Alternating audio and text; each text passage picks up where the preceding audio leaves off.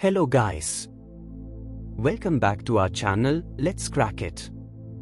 In this episode, we are going to crack down the second chapter of Gita Upadesh, given by Lord Krishna to Arjuna. Sanjay said to Dhritarashtra. Noticing Arjuna overcome with pity, his mind filled with sorrow, and his eyes brimming with tears, Shri Krishna spoke these words. The Supreme Lord said, My dear Arjuna, how has this illusion taken hold of you in this moment of crisis? It is unbecoming of a noble person. It does not lead to higher realms, but to dishonor. O Parth! It is unworthy of you to succumb to this weakness. Cast aside this faint-heartedness and rise, O conqueror of foes.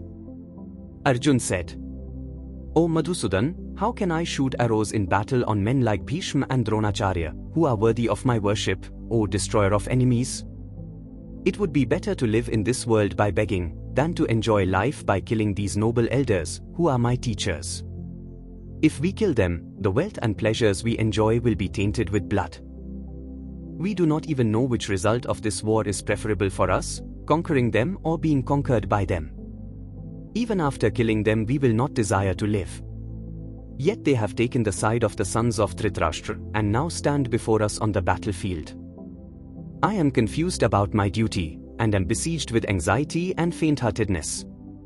I am your disciple, and am surrendered to you. Please instruct me for certain what is best for me. I can find no means of driving away this anguish that is drying up my senses. Even if I win a prosperous and unrivaled kingdom on the earth, or gain sovereignty like the celestial gods, I will be unable to dispel this grief. Sanjay said.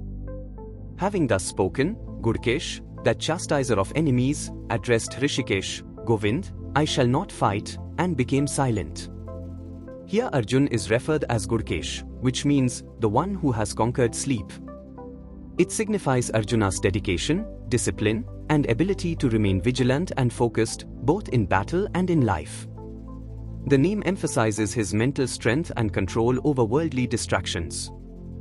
O Dhritarashtra, thereafter, in the midst of both the armies, Shri Krishna smilingly spoke the following words to the grief-stricken Arjuna.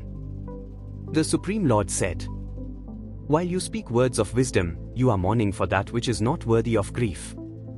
The wise lament neither for the living nor for the dead. Never was there a time when I did not exist, nor you, nor all these kings, nor in the future shall any of us cease to be. Just as the embodied soul continuously passes from childhood to youth to old age, similarly, at the time of death, the soul passes into another body. The wise are not deluded by this.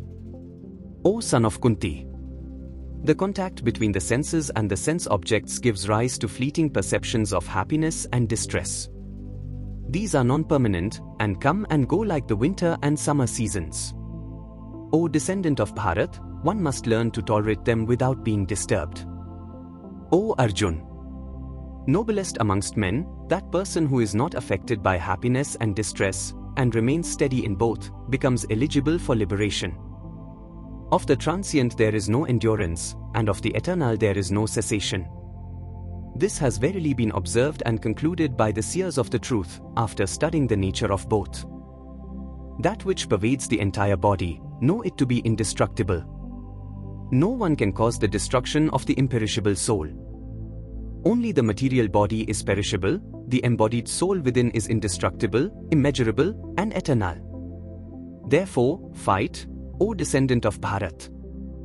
Neither of them is in knowledge, the one who thinks the soul can slay and the one who thinks the soul can be slain.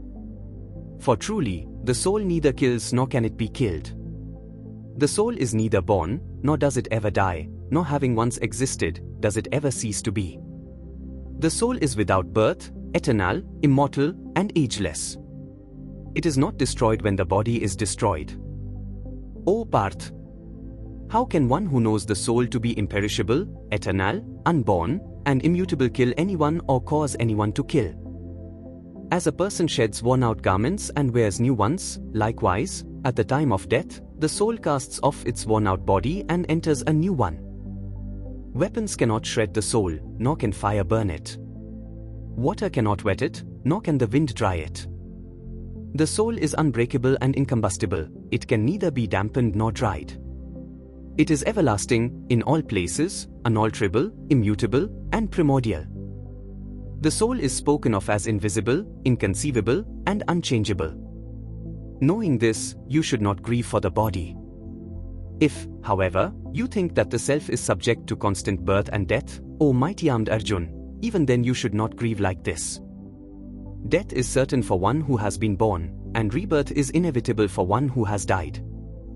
Therefore, you should not lament over the inevitable. O scion of Bharat, all created beings are unmanifest before birth, manifest in life, and again unmanifest on death. So why grieve?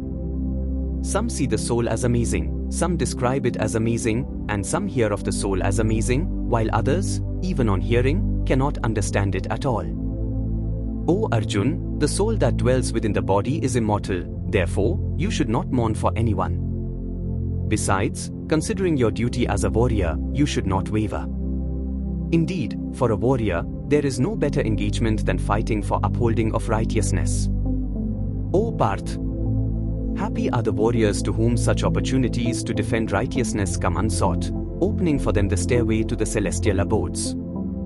If, however, you refuse to fight this righteous war, abandoning your social duty and reputation, you will certainly incur sin. People will speak of you as a coward and a deserter. For a respectable person, infamy is worse than death. The great generals who hold you in high esteem will think that you fled from the battlefield out of fear, and thus will lose their respect for you. Your enemies will defame and humiliate you with unkind words, disparaging your might. Alas, what could be more painful than that? Thanks everyone. That's all in this video. Let's continue understanding the rest of the verses of second chapter in the upcoming one.